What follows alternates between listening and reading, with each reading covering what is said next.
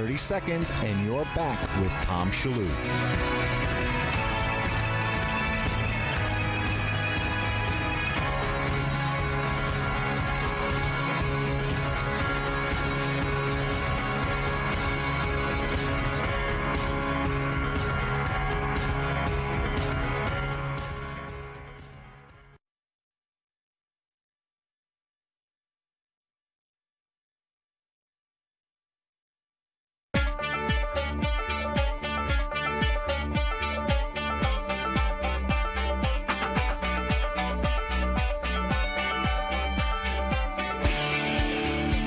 Exploring topics big and small with fun and insight. It's the Tom Shillue Show. Shillue Show.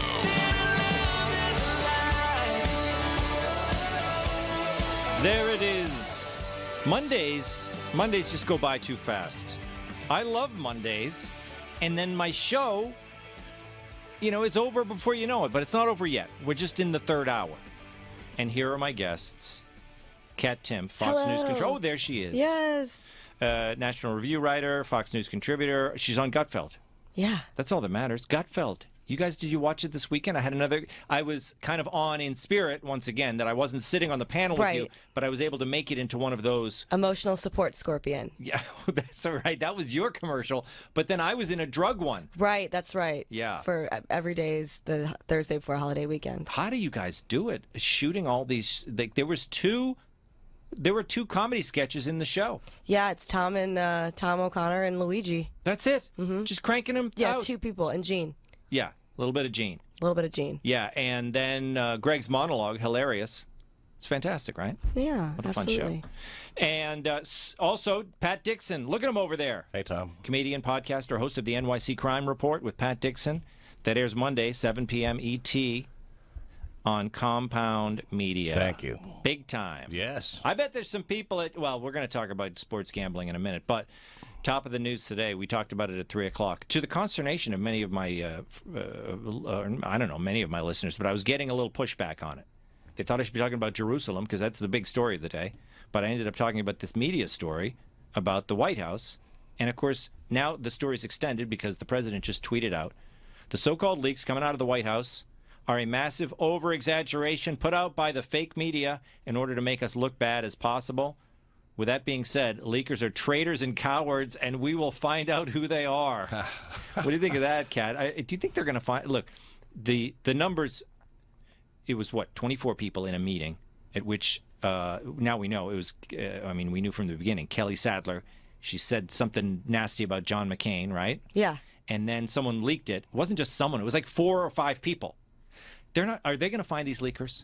Probably not. I don't think they'll find the leakers. I think the media is going to protect them. But I think that she should apologize publicly for what she said. Publicly? Yeah. Okay, that's interesting. This is a great discussion then, because I had callers calling in. I had right-wing callers, like Trump supporters calling in saying, she should get out front and apologize, and then the story can move on. Because their reasoning, Pat, and I don't know if this is Kat, but we'll talk about it. A lot of the people who called in said, just do it, apologize, and then the story goes away and you move on. What do you think of that? It definitely does not go away. Never apologize. You're opening the barn door. Then it's bad. It's bad news. Yeah, you open a real can of worms when you do that. Why should she apologize for something she said in a private setting? There's 24 people. I know it's not private, but it's also not supposed to be. It's not as if she went out and made a speech about John McCain dying. Right. That's public versus private. That's why I think that things that are said in private, and this goes for the Access Hollywood tape, I don't think people have to apologize for things that get leaked to the media ever. I disagree. I think that what she said was awful, and full disclosure, I am very close friends with Meghan. Yeah. So, I think I am too, right? Doesn't she like me? Yeah. I love the whole McCain family. Those big brothers. Yeah. I love those guys. Yeah, absolutely. So I love McCain. I have callers that call in, they don't like McCain because they're, because McCain fights with the president, so you have a lot of Trump people who don't like McCain. Thing is, I get it. Sometimes I disagree with McCain, but other times I love him. 5 years with his legs broken. 5 years, guys. Yeah. Hands off the guy. So I think the guy's a hero. B, I like him half the time. I liked him when he was running against Obama. I was practically like but C, my love for McCain aside, and like Meghan and everything else, I don't think people have to apologize for things in private. I disagree. I think that anybody who is going to be making comments that are ultimately making what is already a very difficult time even more difficult for the McCain family should apologize. And it wasn't even like it was really a joke. I don't really get the part where it was a joke. Well, but we don't know exactly what.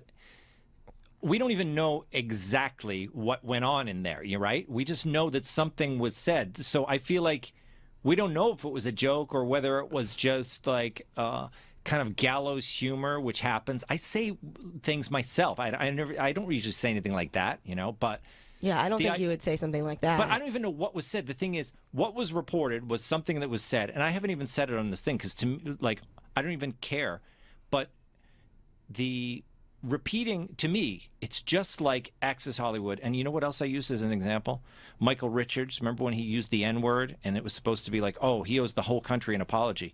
I didn't think he did. He owes those guys an apology, those guys that he yelled that at in the comedy club. But I think the media plastering this thing on the news, right? When we play it on the news and say, what do you think of this comment? Should she apologize? If it's so bad, why are we plastering it on the news? That's my angle. Like, I think that if something is said in private, then you can apologize for it. Like, I guess she called Meghan, right? She called her and apologized. I think that's all you need to do. I don't know. I wouldn't want someone like that even working for me who would make comments like that. Mm-hmm. I just think that it was so unnecessary. And whether you like or don't like John McCain, he has a family, and they're all going through a really difficult time right now. And I think that people should have the decency to respect that. I think the media, including this everyone here, should have the decency to not put her comments on the air. What do you think of that, Pat? I think we're more guilty than that woman in the White House. Oh, sure. That's what makes it a big deal. Not me, because I won't say it. But it becomes politicized. I think the newspaper, the people at the Hill that reported on this, I say shame on them. They're the ones who that the McCain family should have a problem with. They're printing ugly things in the paper. This woman, Kelly Sadler, didn't print ugly things in the paper. Mm-hmm. Am I crazy for saying that? Because I say this at every scandal. I say, whether it's Access Hollywood or whatever, that for that whole week of that Access Hollywood, I said to myself, who are these people who are acting outraged when that comment, the ugly comment by the president, was all over the news? I said to myself, who the heck, what is this culture that we're playing that tape over and over and pretending that we're offended by it? We can't be offended by it if we're playing it 24/7. Absolutely, yeah. It's very true what you say. I never heard that word so many times on television. I never thought there would be a time when that would be broadcast that way. Let's take some calls. Mark in Macomb. I see that. Here's what it lights up, Kat. The phones light up here. Mark in Macomb, Illinois. How you doing today, Tom? Hey, what's up? Should she apologize? I'm talking about Kelly Sadler or the president or the White House. Right? No, I don't think she should apologize. I don't know who the lady guest is that you have, but I'm kind of the lady guest. Yeah. Hi, how are you? You can address me directly. I'm here. Okay. I'm just guessing your by just listening to you. No offense, but it sounds like you might be a snowflake. Or I'm somebody who's very close with Meghan, and I'm really hurt by how her family is hurting. So if that makes me a snowflake, for me not being for people making a difficult time for her family more difficult, then I guess I'm a snowflake. I think it more shows that I have humanity, but I guess, semantics, right? Okay. I think she should apologize right after John McCain and everybody else apologized for all the things they've said about Trump in public. So public, well, thanks for the call, Mark. So Mark has public and public versus private. I wish everybody can be kind of, because you know what? The thing I love about McCain is he was pretty politically incorrect. I remember back when that the thing about he's a hero because he. What was it? He's a hero because he got caught, or something like Trump, that. Yeah, Trump said like guys didn't get captured. And that whole thing. You know what that started with? It started with McCain saying that Trump brings out the crazies. Like, McCain liked to go at battle with people. He loved to go at it. And then Trump went back and he called him a dummy. I had forgotten that Trump tweeted out that he was a dummy. And so they were back and forth with each other before that whole thing happened. But I feel like McCain was pretty, he used to say some pretty sharp things, right? Didn't he? Like, I suppose, but this isn't just this isn't just about John McCain. He also has children. He also has grandchildren. But I haven't talked to Megan about this, but but the thing is that she's got her own stuff to deal with or whatever. But don't you think that the media, don't you think it was irresponsible because it's not really a story? Like, oh, look, someone said a nasty thing. Why was that in the paper? I blame the Hill if they were the ones who broke the story. But I blame all media, including Chris Cuomo, for repeating all of these comments over and over. Don't you? I mean, not necessarily. I think that there is clearly a problem with leaking in the White House. I think that that's clearly an issue that the White House has to deal with. But I also think that if this woman had not made these despicable comments, then they wouldn't have to worry about it. I don't know what happens to you in your brain that you say something like that. I really don't. I do. Because I'm with people in private who say dumb things all the time, and then they say things, Pat, like, oh, that was dumb. Imagine if that was broadcast. I mean, how often, well, you broadcast it. I mean, on your show, you don't really, it's not just for the private. But the thing is that I think people, I mean, I remember growing up on MASH when they would be saying, like, making, very impolitic jokes about people as they operated on them. And I remember as a kid thinking, like, wow, that was crazy. But the point of that was that when you're in war, you end up, like, saying, it's like gallows humor or whatever. Sure. The idea that, to me, this is kind of like the Access Hollywood tape. When things are said in a room somewhere, sometimes they can be worse. And broadcasting anything that happens in private can almost sound worse than it is. Yeah, well, it turns it into a story. That's for sure. And I don't think that it's a story at all. And what is in your mind, and Kat too? What's in what sense is that a story? What's to be accomplished by reporting that? Yeah, I think the leaker, I think they're bad. Because what they want to do is they want to hurt the White House. It's so weird that they have employees that want to hurt them that way. It's something to have to deal with, yeah. Yeah, that's something that they do have to deal with. I think anybody would agree with that. It's like, really, these and you would think you'd be able to find them. We would think, right? From the beginning, it's been that way. Let's take Cliff in Waterbury. We can take that quickly, right? Yeah, Cliff, what do you think? Yeah, Tom, I'll be quick. Hey, listen, you're married, right? Yeah. You say a lot of dumb things to your wife, right? Yeah, So at some point, do you tell your wife, man, hey, you know what? I'm not apologizing. If you apologize, even if you think what you said was right. So my point I'm making is that in order to have peace in the family, in order to have peace in the White House, in order to have peace in the country, you apologize. So apologize to the McCain family out of all due respect. And then on the same token, the Republican Party apologize to Maxine Waters too. Why people are offended? Because people tell the truth. So Maxine Waters, wait a minute. She likes to fight too, Cliff. Come on. Maxine Waters doesn't need any apologies. She tells the truth, and I don't get it. I've never heard her tell the truth. You hear the truth, especially coming from black people, and all of a sudden now, what? We're not American, we're not right, or we're race baiting. I got it. That's what it is. That's what happens when you tell the truth. Well, thank you for the call, Cliff. He thinks that here's the bottom line. We'll take a break here, but the idea that. And I guess from what we understood, it's like weird that people are reporting the story at all, but that Kelly Sadler called Meghan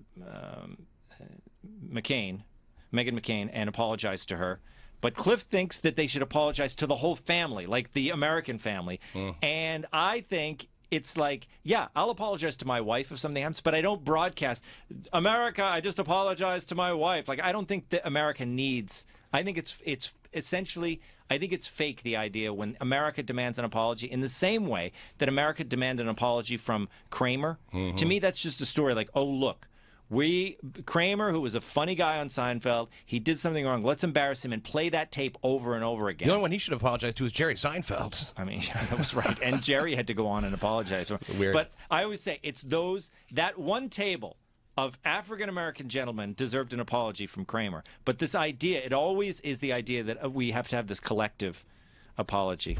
833-852-4866 is the number. We'll be back on the Tom Shillue Show.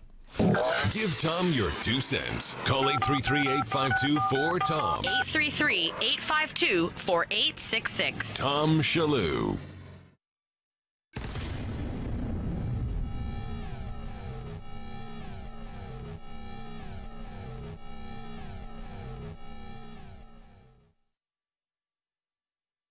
Here's a special message for those of you who owe the IRS at least $10,000 or more in back taxes. The IRS has special programs in place that could eliminate or reduce your tax debt by thousands of dollars. Call the Federal Tax Management Helpline that has been set up for you, 800-233-8540. Stop the wage garnishments, levies, and tax liens now. Once you've qualified and enrolled, the IRS will stop all the collection activities against you. These unique programs have been allocated to help the economy and significantly reduce or eliminate your tax burden. The IRS is currently accepting reduced settlements and other favorable programs. You may qualify for substantial savings, so get the help you need. If you owe more than $10,000 in taxes, call for free information and to see if you qualify. Take down the number now for the Federal Tax Management Hotline, 800-233-8540. That's 800-233-8540. 800-233-8540.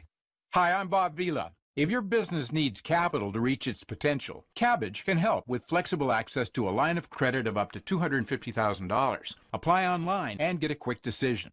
Visit Kabbage.com or call 855-KABBAGE to get $100 back when you take your first loan. That's 855-KABBAGE with a K. Credit lines and pricing are subject to periodic review and change. This is not a revolving account. Individual requests for capital or separate installment loans. All Kabbage business loans are issued by Celtic Bank, the Utah Chartered Industrial Bank, member FDIC.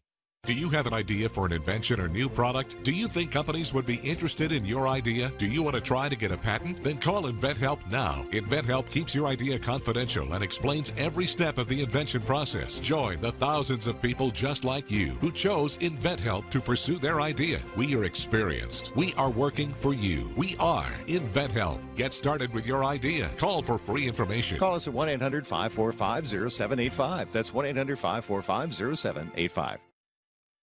Hey, parents of children with asthma, here's the Breathe Easies with another one of your favorite hits. Don't smoke in the house. Don't smoke in the house. Don't smoke around the kids in the house. Don't smoke in the car. Don't smoke in the house. Don't break my heart with your secondhand smoke in the kids. It can trigger the asthma. Preventing asthma attacks can be as simple as making your home and car smoke-free zones. For more Breathe Easy tips to help stop asthma attacks, go to noattacks.org.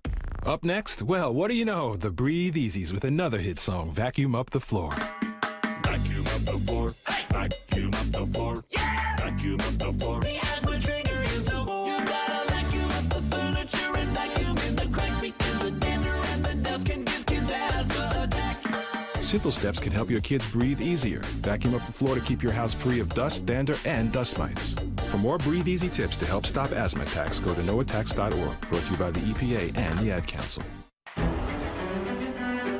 This is Fox on Justice. When you enter the U.S., Customs and Border agents have the right to look through your luggage to make sure you're not smuggling in drugs or other bad stuff. They don't need a warrant. A search is allowed any place within 100 miles of a U.S. border. But what about searching the contents of your laptop or phone? That's the subject of an ongoing lawsuit. 11 travelers sued the federal government, claiming the searches of their electronic devices was a violation of their Fourth Amendment protection against unreasonable search and seizure. The government moved to have the case thrown out of court, arguing that the 100-mile border rule for searches applies to anything, including electronics. But a federal judge in Boston has ruled against the government and allowed the case to go forward. The judge making the distinction that checking your backpack is one thing, but checking your Facebook friends and recent phone calls is another. With Fox on Justice, Hank Weinblum, Fox News.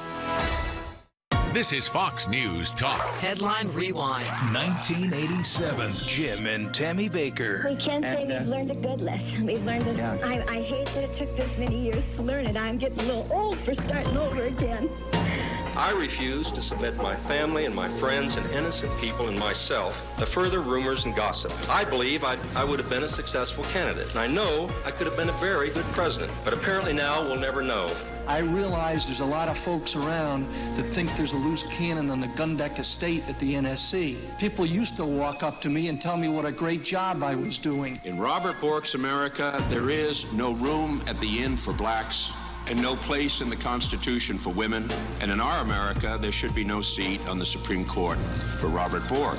She's crying and humming and sometimes singing. She goes to sleep at periods of time. News as it happened, news as it happens. This is Fox News Talk.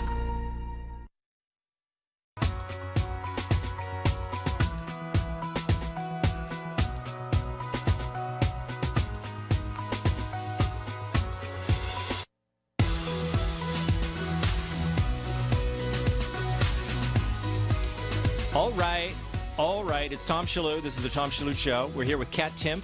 Yes. And Pat Dixon. Kat's going to be running off to do Charles Payne. I saw it on Twitter. Yeah, it's true. Yeah, the Fox News fan has a great graphic of you on the Charles Payne show today. And let's take a call here. Kurt in Fort Worth wants to say hello. Kurt! Hello, Tom. Hello, Kat. Hello, Pat. Hey, Tom. Yeah. I would like to apologize for some things I've said on your show in the past, if I may, sir. You will? Which about what do you have to apologize, Kurt? Well, number one, in referencing Marie Harf's recent weight gain, I said, quote, Kurt. Marie, don't make me laugh. I'm trying to apologize. Marie, you could start your own movement. So you could call it hashtag I could stand to lose me some hashtags. That was insensitive, Tom. And she's not that big. Not at all, Kurt. She's wow, super lovely, Kurt. I thought he knew. Repeatedly said Jessica Tarloff is not a celebrity. She believes this is true, so therefore, in her own mind, she is a celebrity in her own mind. So I apologize.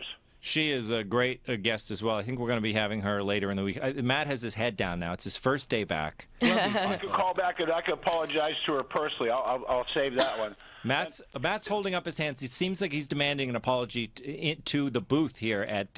I apologize, Matt, for anything I've said in the past or may say in the future. I'd also like to apologize to Jeb Bush's failed Dragon energy injection the other day.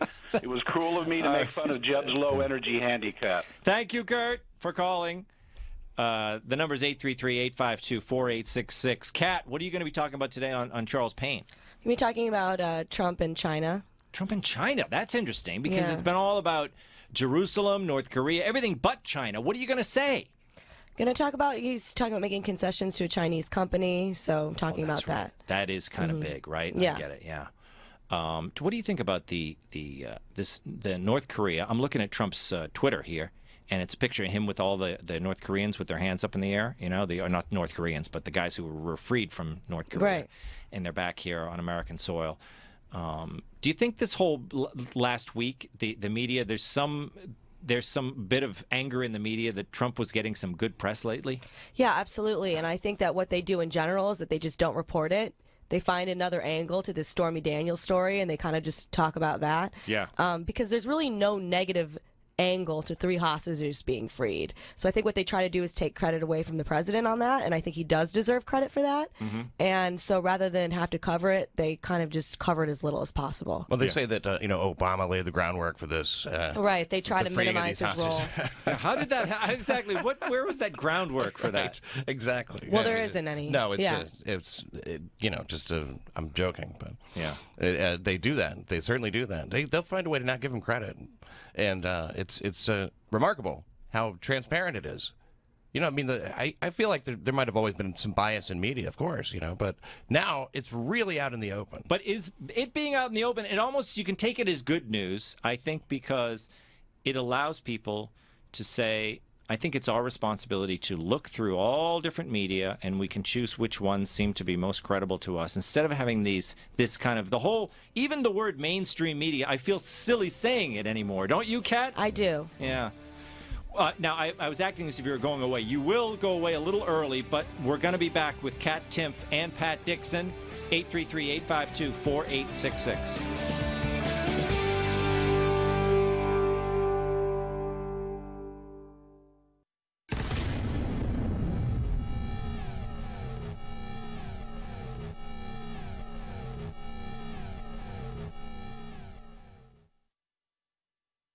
conservative, quirky Tom Shillue. Today, Andrea, were you part of the discussion when we were talking about the fact that a lot of people say... Oreos? Yeah. Well, Oreos were big.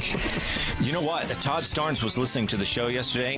Because we were talking about Oreos, he bought the double stuff. They're actually called Mega Stuff now. That is the power of Starnes. That's the power of Shillue. I actually affected his grocery decisions. Tom Shillue. Weekdays at 3 p.m. East, noon West. Or get the podcast at TomShillueShow.com. When I have an asthma attack, I feel scared. It's like tiny nails.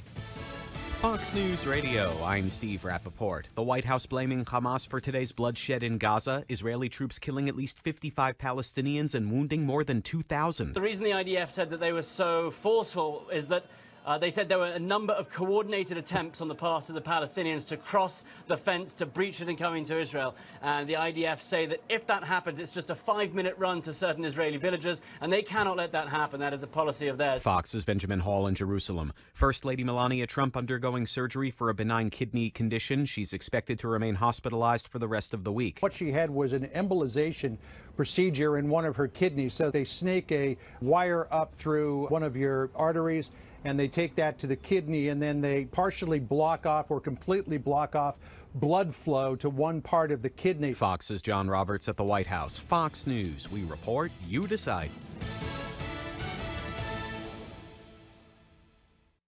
This year could be worse because of a colder than normal April that delayed pollen production. Now that it's warmer, trees are working double time to catch up by releasing lots of pollen. Patients have had very little time to adjust from the harsh winter that we had into the spring. Dr. Gina Kosha is an allergist and immunologist with Northwell Health in New York. She says sneezing and sniffles could be a cold or allergies, but there are differences. They generally feel very uncomfortable, but they're not necessarily debilitated. They don't have fever. They don't have other signs of infection, but they still feel very uncomfortable. Dr. Kosha suggests taking allergy medicine, and I recommend as soon as they come in the door after a long day, take your clothes off and put them in the washing machine. Make sure to take a shower before you go to bed at night. The Centers for Disease Control and Prevention says more than 50 million Americans suffer from some type of allergy each year. For more health news, go to foxnewshealth.com. House Call for Health, I'm Joy Piazza, Fox News. Hey, America, we need to have a little talk.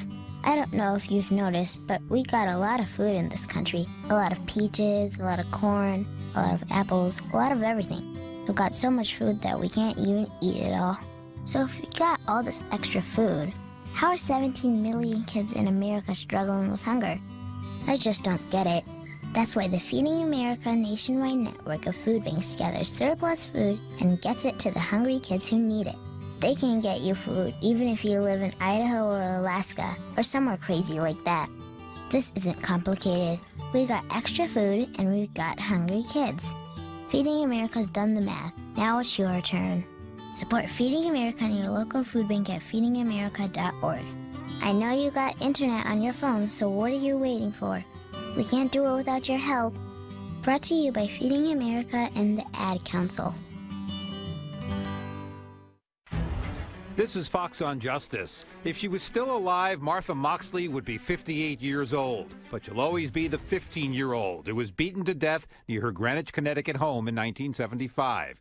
We may never know with legal certainty who killed her, now that the Connecticut Supreme Court has thrown out the guilty verdict of Kennedy cousin Michael Skakel. Fox's Martha McCallum asked the victim's brother, John Moxley, Who do you believe killed Martha? Michael. I'm absolutely convinced of it. I sat through the trial every day. I heard all the evidence. The only thing that I don't know that I suspect is that his brother Tommy and perhaps his cousin Jimmy Terrian know what happened. How hard is it for you to put this to rest? It'll never be to rest. You know, it'll never be. There's no hate in our hearts. That's just too heavy of a burden to bear. Most legal experts say they doubt Skakel will be put on trial again. With Fox on Justice, Hank Weinblum, Fox News. Never give in.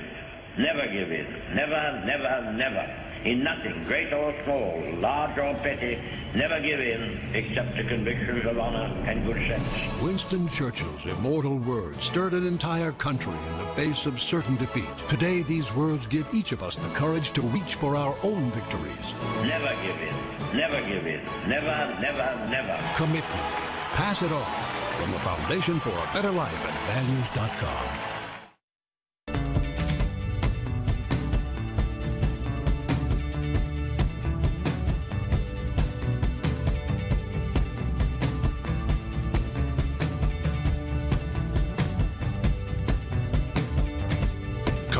833-852-4TOM. That's 833-852-4866. That's right. It is the Tom Shillue Show, and I'm Tom Shillue. I'm here with Kat Timpf. Hey. Kat, short for Catherine. Yes, indeed. Catherine with a K. Yes. It's a great name. It's Thank you. Katherine. Yes. Such a beautiful name. I love that. It's my favorite Catherine. Oh, yeah? Yeah, I love a C. The C Catherine, too, but the... The important stuff. Yeah. And Pat Dixon, I think short for Patrick, one of my favorite names. Actually, short for pathetic. But thanks. Patrick. And your show, NYC Crime Report, with Pat Dixon on Compound Media. Thank you. So this is a good subject. This was on hotair.com. No, Hot Air reporting on an article by Christian Toto, I think on the Breitbart network. Is SNL nearing the end of its run? Christian Toto says it used to be a groundbreaking show. He doesn't think it is anymore. What do you guys think of that? Let's take that up. I completely agree with what Rob Schneider said a few weeks ago. Yes. I completely agree. What did he say? It was just that it was the predictability. It's the predictability makes it not funny anymore, which I agree. Before you even see the sketch, you already know what the punchline is. It's not as fun. It's not as funny. The whole point of humor is you're supposed to be a little surprised. That makes it, surprises make everything more fun. Is it? Can you blame the audience? The thing is, Pat, if you do anything except the predictable anti-Trump jokes, people get really mad. Do they really? They get angry. I didn't know that. They'll boycott your show if you don't do a sufficiently anti-Trump joke. They should defy expectations. I agree with Kat. You know, and either way, even if it's unpopular, I mean, you know, there's no such thing as bad press. Well, they had listen to this. This is from SNL, cold open last week, kind of getting a little bit away from the anti-Trump stuff. And now a special Mother's Day message from the cast of SNL. Everybody, this is my sweet little mommy, Ann. You like the show, right, Mom? I do, except for all the political stuff. We get it. All right, thank you very much. This is my mom, Sylvia. Mom, do you ever think that I'd be on SNL someday? No.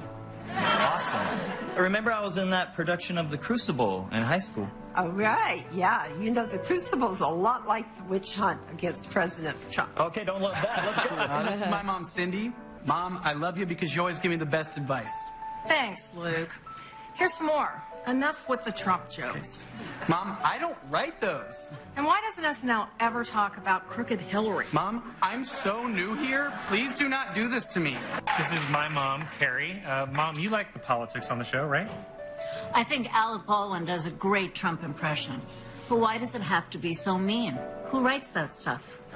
Yeah, I don't know. I guess it's mostly Michael Che.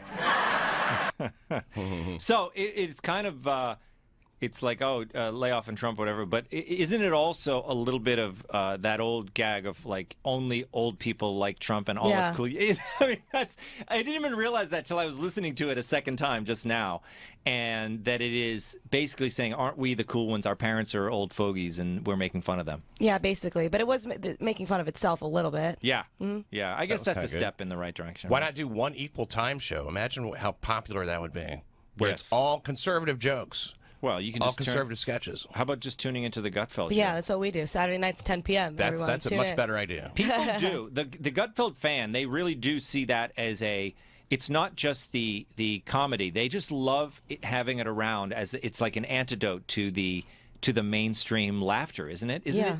I think for a lot of people, it's just refreshing seeing a live audience crack up at jokes that are not the predictable line that you hear all the time. Yeah, absolutely. I think it's amazing to me that comedians are on the left at all. They've completely abdicated their responsibility to be funny. Abdicated. They don't have any they don't have any sense of humor. The left has no sense of humor.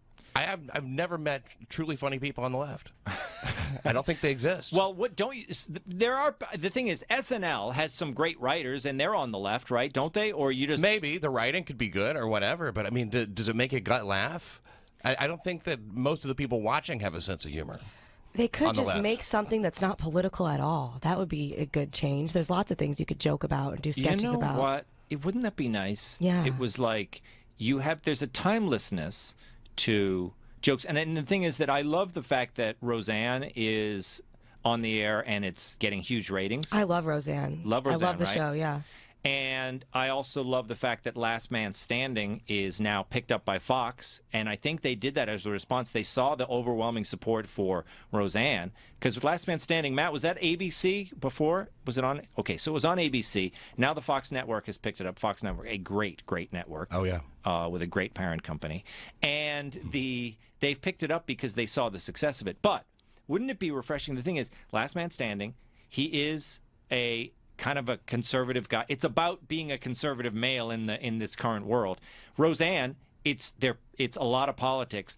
You know, I want a show like Seinfeld, which is not conservative, not liberal, just hilarious. But it's hard to do anything that's not politics now. It shouldn't be, though. I don't know why it should be. I spend not that much of my free time thinking about politics. I do it all day long for work. Yeah. And then I actually have other interests and other things I think about the rest of my life. And I'm You sure don't go home and watch The Circus on HBO? No, I don't. And I'm pretty sure that most people don't. Yes, it is true that I'm glad that people watch Fox News all the time. I'm glad that they listen to this show.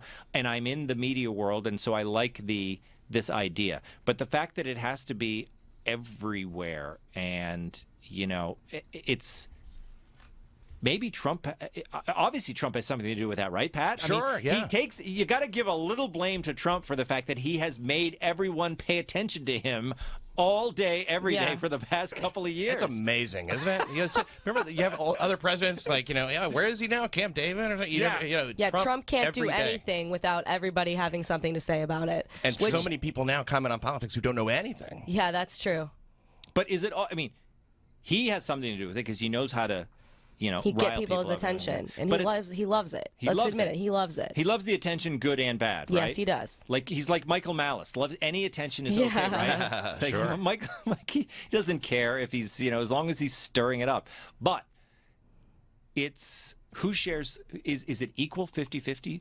Trump and the resistance, or is it, you know, that Trump likes getting attention, he likes pushing buttons, but who's responsible for the fact that Trump is of taking up all of our conversations? I think that the media, the mainstream media, which I hate saying again, they make it too easy for him. Yeah. He can just tweet one little thing, and then he knows that it'll be talked about all day, every day, and he'll get to see people melt down over it, and then he'll kind of flip and tweet he'll kind of take it back or tweet something else. He has complete control of so many people's brains. It's crazy. It really is. He Is it gonna does. go back? Are we going to go back to normal, Pat? I certainly hope not. You hope not. But the thing is, can it be done? There's an article pinned to my wall. I thought it would make a good hour, but I'm not sure how to. You know, I want to get into it some way with the listeners. But the article is called "Trumpism Without Trump," and there are people who are trying to grab onto that the mysterious elements that are Donald Trump. They're trying to be politically incorrect. You know, you got that guy down and you know, remember he's running against McConnell and he calls them China people. He doesn't seem to know how to do it. Blankenship. Yeah, he's just a regular run-of-the-mill racist. That's really nothing more to say there. Yeah. that doesn't work. No. You can't steal the magic. Yeah. Let's take Zach in Pittsburgh, PA. Hi, what's up, guys? Yo. Hey, Zach. Hey, what's up, guys? Can we do it, Zach? Can you have Trumpism without Trump? Oh, I was going to comment on something. No, Feel you can't free. have. There's. Zach, well, no. let me give you a tip, because that happens to me when I'm on panels all the time. It happens a lot with Gutfeld, because he'll ask you a question that's got not nothing what to do you're with prepared for. anything. Yeah. And you say, yes, Greg, but the real issue is, and you just go into whatever you were going to say anyway, Zach, okay? It's broadcasting 101. Yeah.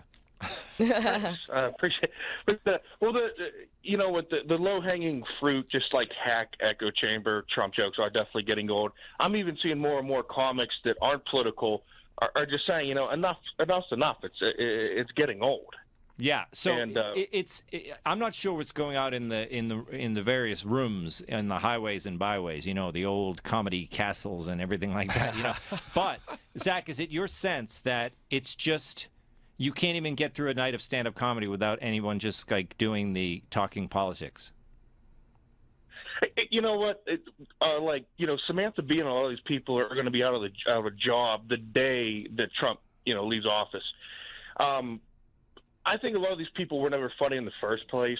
Like, and believe it or not, in Pittsburgh, unfortunately, we have this infestation of social justice warrior comics, and they are literally, other than the most intolerable, unaccepting conformist you'd ever see. You know, you have to wear all the same stupid clothes, have the same stupid beard, have the same stupid BO, and then do the same stupid, like, worn out alt comic nihilist jokes, and then act like you're too cool for everybody else in the room. I mean, it's just really just I don't know how, you know, I thought you went to do comedy to have a little bit of fun, not to want to punch people in the face. But yeah, Kat, I mean, you are not. I mean, you're not even you. For instance, you're on Gutfeld. It is a funny show, and we have a lot of conservative viewers and stuff. But you'll go up against them all the time. Yeah, absolutely. There's a lot of diversity of view on even on that panel, right? Mm-hmm. Do you find that when you're going out and you're doing sets that people, you know, that it's, I mean, we're in New York, right? In Brooklyn, the scene, it's dominated by the social justice. I mean, do you just avoid politics altogether? When I do stand-up, absolutely. You do. Isn't it so crazy that that's an option? Yeah. You can just avoid it altogether. I know. I actually run my own brain for myself instead of just being a reactionary to whatever Donald Trump says. It's crazy. I do too, Pat. I mean, I played the Empire Casino the other night, an hour long, and I didn't do one bit of politics. There might have been some people there that are a fan of the radio show. And in fact, there were. Some people came up to me after the show. But the thing is that I like to be able to perform for those people who could be anybody. Could, you know, you could be the average viewer. Oh, they came out for that stuff, and that's it. Yeah. I mean, I'm similar to you, but I will wear an NRA hat on stage. Yeah, that kind of gives it away. Kat, you got to go to Charles Payne. Yes, I do. Let's break here, and we'll come back. Pat's still going to be with us on the Tom Shillue Show. Kat, we'll see you soon. Thanks for having me. Yeah. Oh my God! Oh my God! Oh my God! Did you see this? Oh my God! It's the Tom Shillue Show. Oh my God!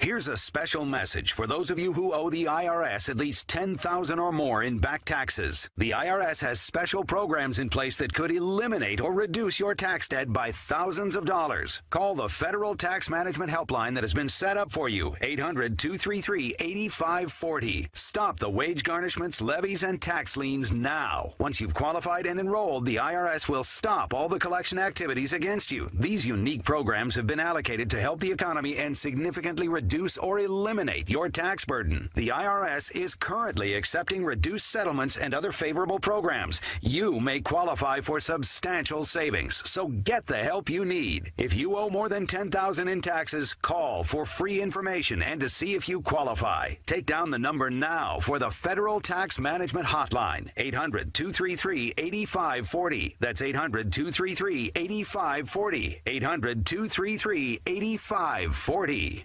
Do you have an idea for an invention or new product? Do you think companies would be interested in your idea? Do you want to try to get a patent? Then call InventHelp now. InventHelp keeps your idea confidential and explains every step of the invention process. We create professional materials representing your idea and submit it to companies who are looking for new ideas. We have more than 9,000 companies who've agreed to review ideas in confidence. If a company shows interest in manufacturing your invention, we can negotiate on your behalf. We have helped over 10,000 clients receive patents. We also offer services including 3D modeling and animation demonstrating your idea, prototyping services, and we use state-of-the-art technology to show InventHelp client ideas to additional companies. Join the thousands of people just like you who chose InventHelp to pursue their idea. We are experienced. We are working for you. We are InventHelp. Call us for free information at 1-800-545-0785. That's 1-800-545-0785. Again, 1-800-545-0785. Now, from the historical audio archives of Fox News Talk. In 1961, television, thought to be pandering to the lowest common denominator for the sake of ad revenue, was coming under increased attack from all sides, most notably FCC Chairman Newton Minow in May of 1961. When television is good, nothing, not the theater, not the magazines or newspapers, nothing is better. But when television is bad, nothing is worse. I invite each of you to sit down in front of your own television set when your station goes on the air and stay there for a day without a book, without a magazine, without a newspaper, without a profit and loss sheet or a rating book to distract you. Keep your eyes glued to that set until the station signs off. I can assure you that what you will observe is a vast wasteland. Stay tuned to hear more history as it unfolds before your ears. It's the audio archives of Fox News Talk. The Dean's List with Janice Dean. A heartwarming promposal from D.C. makes the Dean's List. Anacostia High School seniors Kiona Marie Moore and Taiwan Malik Barber are both friends and have a big event coming up. Taiwan has faced many challenges in his life. He was born handicapped, and there were many events he was unable to participate in. But his friend Kiona wanted to help celebrate their prom together. So she went all out with balloons, cupcakes, and a sign that asked if Taiwan would go to prom with her. His face was priceless. I mean, he was just so excited. And then, like, once he said yes, my heart melted. Like, I didn't know, like, if he didn't want to say yes or not. So, like, I was just so happy once he said yes. It will be his first dance, and he says, the best one ever. Thank you both for sharing your story. Have a wonderful time at prom. You both made the Dean's List. Janice Dean, Fox News.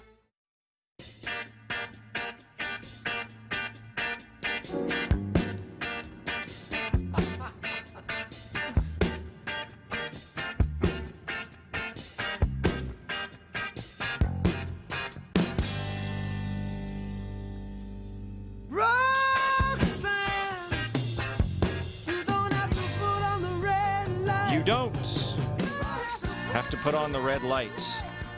I'm here with Pat Dixon. Kat Timpf was here. She's now gone. This is a story I would have liked to run by her, but I'll run it by you, Pat Dixon. Don't you miss Kat? Yes, we miss her already. California bill seeks to replace Washington or Lincoln's birthday with May Day. What do you think of that?